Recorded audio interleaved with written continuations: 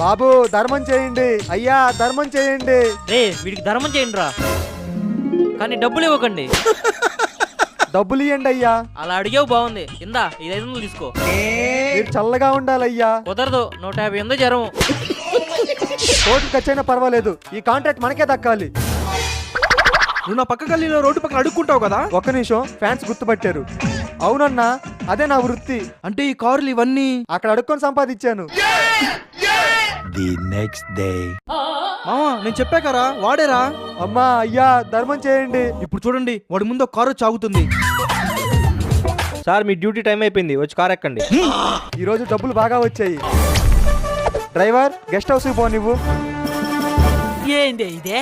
అయ్యా ధర్మం చేయండి, అయ్యా ధర్మం చేయండి.